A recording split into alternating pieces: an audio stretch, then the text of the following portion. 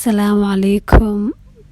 aad baan idin salaamay dhammaantiin dadka quruxda badan ee ugu xiran. Waxaan rajaynayaa inaad fiican tihiin.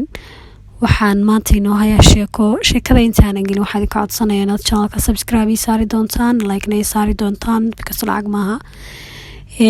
Sheekadan maanta inoo hayaa waxay ka dhacday wadanka Morocco. Waxay ku dhacday koox dhalinyaro ah oo ka kooban 5 qof oo wada dhashay iyo 1 qof oo gabadh ah oo kamid ah wiilasha wada dhashay xaaskiisa macnaha. Marka waa 4 wiil 1 gabadh oo la dhalatay iyo mid kamid ah wiilasha xaaskiisa.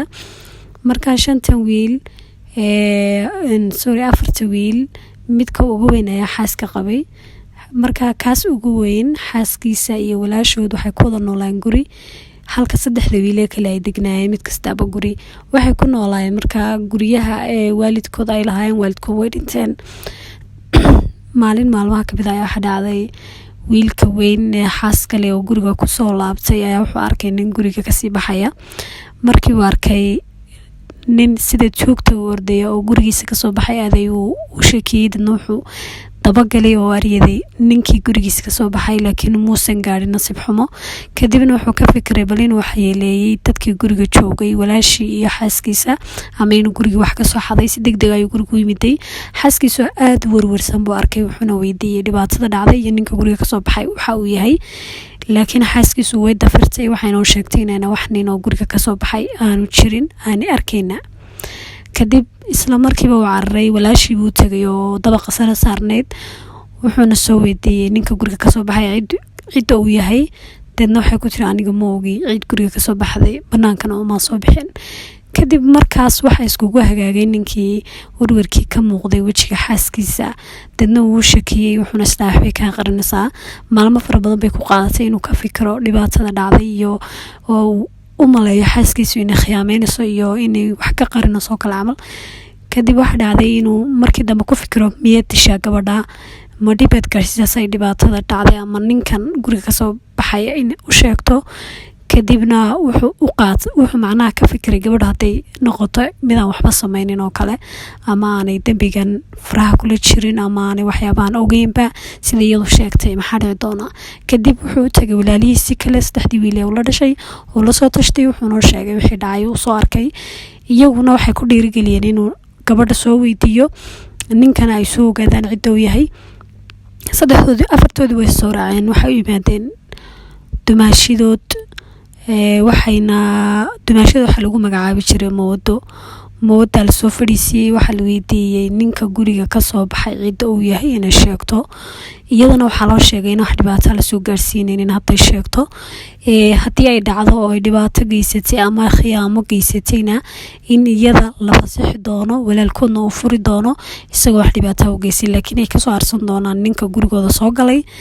kadib way baqatay xaaskii walaalkood, waxayna ka fikirtay waxa dhici doona hadday wax sheegto.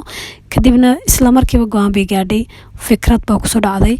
waxay tiri haddii xaaladu halkaa marayso oo aad aniga iga shakadeen, waxaan rabaa inaan soo bandhigo xaqiiqadu sida ay tahay, bikasan waxaan ahay qof daboolaya mowqifka meesha ka taagan.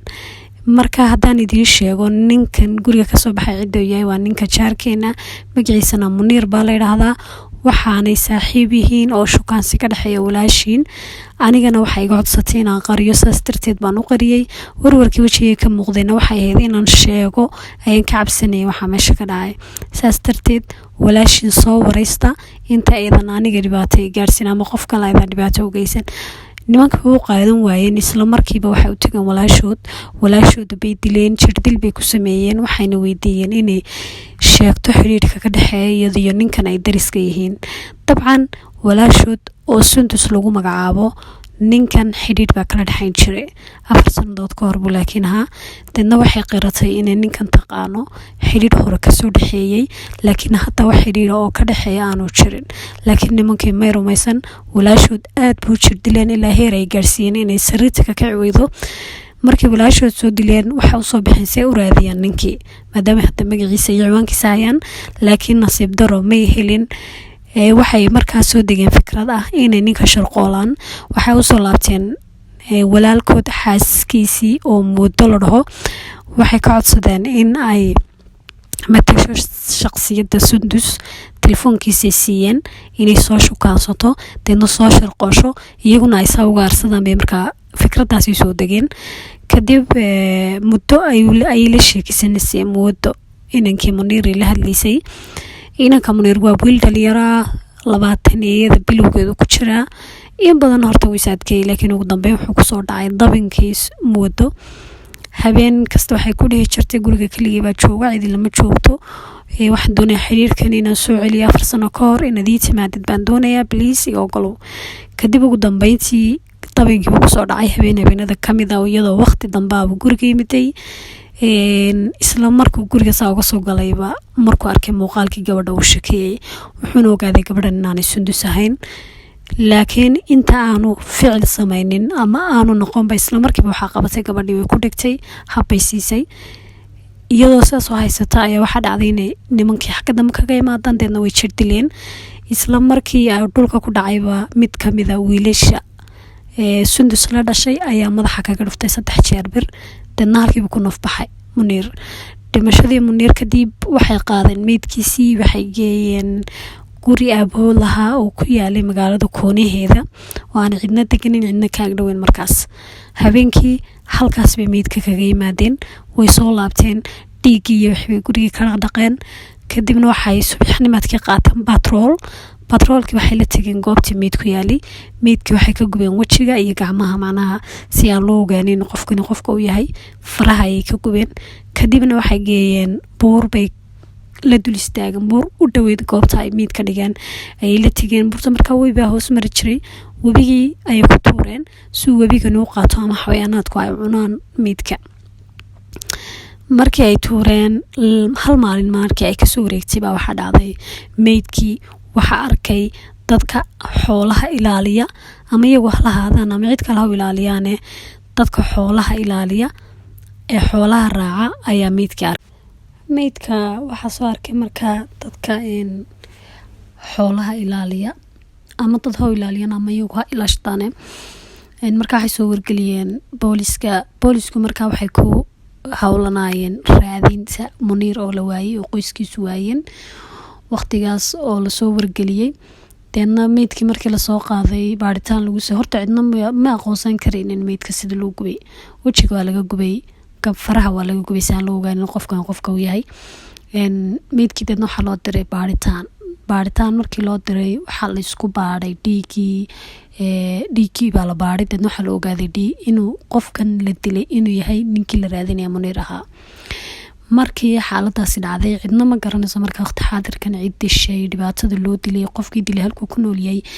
iyo dambiga uu ka galay qofka dilay intaba isla markiiba reerkoodii baa qaatay meydkii waxa loo sameeyay axan baa loo sameeyay tacsi baa loo dhigay tacsida markii tacsida la dhigay waxa dhacday 4 wiil way shireen deedna waxay u tageen xaaskii walaalkood oo kamid ah 4 wiil waxay ka codsadeen inay tagto tacsida oo soo tacsiyeyso dumarka reerka marka iyaguna waxay go'aansadeen inay ragga u tagaan marka iyadoo dumarka soo tacsida dumarka ka qayb gashay iyaguna inay ragga ka qayb galaan marka waxa jira reerkan inta badan booliska waxay sameeyaan marka meel jariimad ka dhacdo ama qof la dilo oo qofkaas familigiisa marka tacsida loo soo dhigayo lala soo dhigayo dadka loo soo tacsiyeeyay waxay geystaan nin ninka dharcadka ujeedada loo geeyo waxa weeyaan in la soo ogaado bal in reerkan ama familkan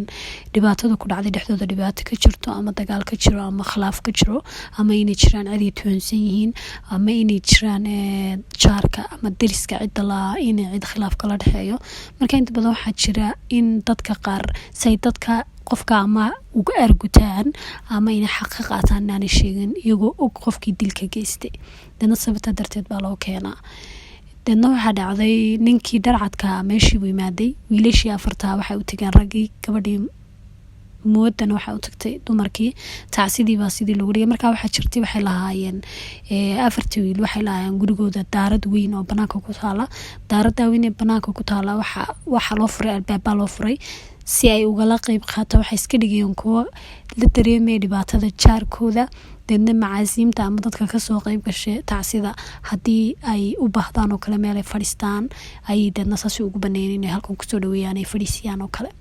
Marka inta badan dee tafaasiisha u fiirsadaan dadka booliska ahi inta badan markii meesha report kasoo gudbinayaan wax kasta oo yar oo ay arkaan waxay u baahan yihiin inay ogaadaan. deedna waxaa dhacday ninkii isagoo indhayntiisa iskaga jiray deedna wuxuu arkay 4 wiil guriga ay ku nool yihiin ama gurigan ay kasoo jeedaan oo in yar wax yar ka durugsanaa oo kasoo horjeeda meesha geeridu ka dhacday ayaa wuxuu ku arkay waxyaabo uu la yaabay. deedna gurigii uu ku dhawaaday wuxuu arkay nuurad la qooshay iyo macnaha waxyaabahan wax lagu nadiifiyo taydharka iyo saabuunaha wax lagu nadiifiyo saditoosh iyo waxyaabahaas oo caagadahood iyo meesha yaalo faaruq u arkay markaas. deedna aduu gurigiibu gudaha u galay daaradiibuu galay daaradiibuu fiirfiiriyey wuu eegay daaradii oo dee loogu talagalay loo goglayo kuraasi loo dhigayo dadka dee macnaha inkastoona cidi soo gelinayn cidi ku jirin.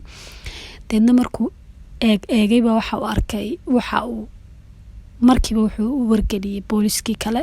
deedna waxaa dhacday in uu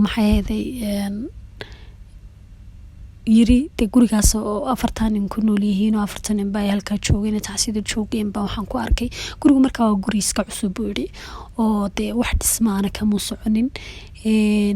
nuuradan iyo waxaan ay qoosheena meel ay mariyeen iyo meel dee oo la dayactirayo guriga ka dhex muuqatina may jirin. deedna waxaa dhacday isla labada maalintii ku xigtayba in la yidhi 4 nin ha loo yeedho. marka 4 nin oo aad u werwersan walaalaha oo aad u werwersan oo ka fikiraya xilliga la ogaaday iyo waxa lagu soo saaray inay ku yihiin dalka geystay lagaga shakeeyay bay markaa ka warwarsanayeen. deedna gurigii baa la keenay waxa la keenay soo saldhigii baa la keenay waxa lagu dhaaday maxayd guriga ku sameeyeen. deedna way yaabeen guri maxaad ka wadaa guriga maxaad ku sameeyeen. deedna wuxuu ku yiri gurigina waa guri dhismo ka socdana maaha maxaad ku filaysaa nuurada waxaan iska yar bedelaynay dhisaanka nuurada iyo gurigaan rabnay inay yar bedelo. okay guriga ayaa kula nool guriga wuxuu yiri in aniga ku nool iyo xaaskayga iyo walaashayba kula nool 3 nin way la dhasheen. marka guriga kulama noolaha guriga kulama noola waxa baahnay gurigeena galaa marka lagu dhiyano baaritaan ku sameeyno waa caadi wandii ogolay guriga waad gali kartaan. gurigii baa aad la soo baaray mise waxa la arkay horta said in askariga hore baaritaanka sameeynayna uu soo uriyay macnaha alaabooyinka wax lagu nadiifiyo saabuunaha wax lagu nadiifiyo oo guriga si aad ugu horaya. marka inta badan boolisku iyagu waxay qiimeeyaan haddii ay arkaan meel macnaha dil ka dhacay oo kale oo waxyaabahaas ka soo urayaan inay jiraan inay dadkaasi wuxuu qarinayaan ama ma daroogay qarinayaan ama maxashid bay qarinayaan ama waxay qarinayaan macnaha waxay qarinayaan dhiig oo kale camal dhiig oo kale camal qarinayaan. marka saasoo kale ninku uga shakiyay. dan waxaa dhacday gurigii markii la soo galay waxaa la arkay dee nuuradii halkii ay marmariyeen oo gidaarka dee si aana qof xataa wax garanayna aanu marin bay u mariyeen because ilaahay baa fashilinayay. nuuradii bay meelihii dhiig ku duulduulay ay ka meeri kari waayeen dhiiga ay waxay mariyeen nuuradii. deedna nuuradii iyo ay ku kharibeen meeshii bay arkeen. deedna waxaa dhacday maxaa meeshan aad nuurada san ugu gashin baa lagu yiri. waxay yiraahdeen meeshan waxaan ku qalanay neef baan ku qalanay san iiti baa marka neef ku qalanay. deedna waxaan uga meedhmi waayay dhiigii neefka kadibna nuuradaanu ku baabiinay masaasaha. deedna waxaa dhacday in dhiigii marka waxay arkeen dhiigii dee meesha ku yaalayba inta nuuradii laga yar xoqayba aduu dee wadan uu horumaray horumar baa la sameeyay suma teknolojiyada iyo caafimaadka iyo waxyaabahaas oo kale. marka waxaa la baaray dhiigii meesha ku yaalay mise waaba dhiig bilaadan dhiig nooc kaleba macnaha xawayaan kale maba ahba.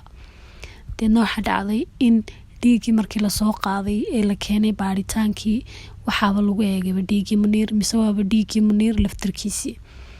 isla markiiba 4 waa la xiray. waxaa kaloo lasoo xiray muudda la soo xiray oo ah xaaska ninka ugu weyn reerka. 5toodii markii la soo xiray saldhigii la keenay marka waxa la weydiiyay walaashood baa la weydiiyay. dadna walaashood baa gurigii loogu tagay iyadoo sakaraada oo sariir jiifta oo lafaha qaar la jajabiyay oo xaaladeedu ay bariga dhexe tahay marna kooma galayso marna kasoo baxayso. Deedna waa lasoo qaaday dhakhtar baa la keenay, gabadhii waa la daweeyey, timaha xataa way ka xireen. dhakhtarkii baa lagu daweeyey. Markay soo naaxday ee gabadhii soo caafimaaday iyo xaaladeedii taam soo noqotay, waxay ka sheekaysay sheekadii dhammaystiran. Waxay tiri aniga maalin maalmaha kamid a walaalkii baa yimiday anoo guriga iska jooga, wuxuu weydiiyey ninka guriga kasii baxaya waayo. Kadibna waxaan ku yidhi ano ninkaas ma garanayo. Deedna kadib intaas kadib waxaa dhacday inay maalin dambe igu soo noqdaan iyagoo wada socda. Kadibna aniga waa lay jir dilay. Waxaa la weydiiyey Muniir oo ah wiil aan isnaqaanay muddo 4 sano ka hor, macnaha cilaaqada ama xiriirka naga dhexeeyana uu sheego. Ani markaa waan u sheegay wiilka 4 sano ka hor baa isnaqaanay, laakiin hadda wax xiriir oo naga dhexeeya ma jiro. Waynay rumaysan waayeen. Waxaan u sheegay aniga inaan Muniir imanin, gurigana uuna igu iman, wax xiriir oo hadda naga dhexeeya iyo tawaasul dhexdeeda yaala xataa telefoonna ha ahaatee salaanta sharcigana ha ahaatee ma jirto. Imay rumaysan markaas, imay rumaysan anigana xaaladeeda iyagaa sidan u galay. Markii arintaa ay soo sheegtay ayaa waxaa dhacday in loo yimiday dadkii mudda markaa la wareystay. Mudda lagu yiri maxaa horta nimankii baa la wareystay. Intaa muddo la wareystay waxaa lagu yiraahday walaashiin saas bay tiri. Dadna waa run bay yiraahdeen walaashay anaga maalin maalmaha kamid a walaalkay baa arkay isagoo guriga ninka sii baxayo.